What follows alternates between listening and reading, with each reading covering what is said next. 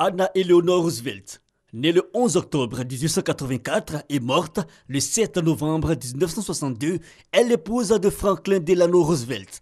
Elle l'épouse à 22 ans et devient par cette union la première dame des États-Unis du 4 mars 1933 au 12 avril 1945. Eleanor Roosevelt a été la première à rendre ce rôle actif.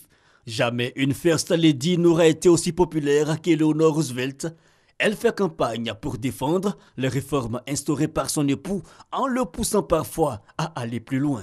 Eleanor défend sans relâche les plus démunis, les femmes, les pauvres et les noirs. Anna Eleanor Roosevelt pèse aussi sur la décision d'engager les États-Unis dans la Seconde Guerre mondiale.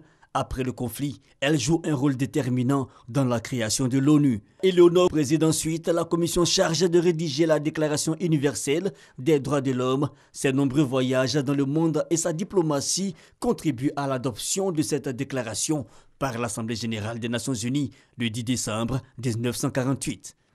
Féministe engagée, Eleanor Roosevelt s'oppose au racisme et défend le mouvement américain pour les droits civiques. Auparavant, Eleanor Roosevelt était réservée et solitaire. La métamorphose s'opère en deux temps.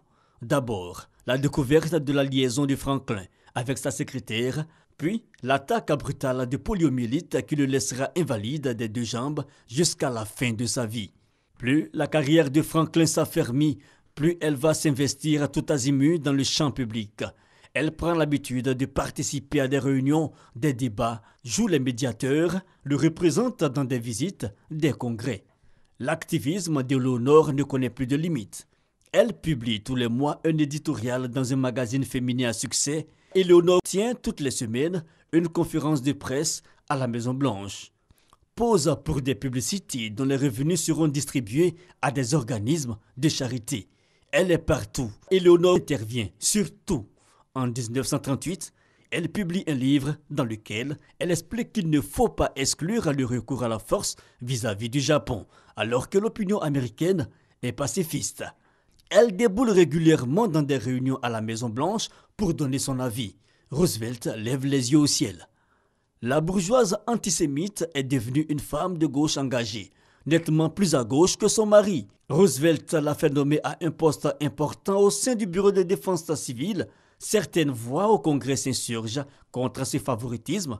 Elle doit démissionner. Eleanor sera membre de la délégation américaine à l'Assemblée générale des Nations unies et présidente de la Commission des droits de l'homme pendant 6 ans. Elle tente d'imposer son candidat à la Convention démocrate avant de soutenir Kennedy. Eleanor meurt le 7 novembre 1962. Son activisme n'était pas au service d'une ambition égoïste. Elle avait simplement oublié une chose, la femme de César n'est rien.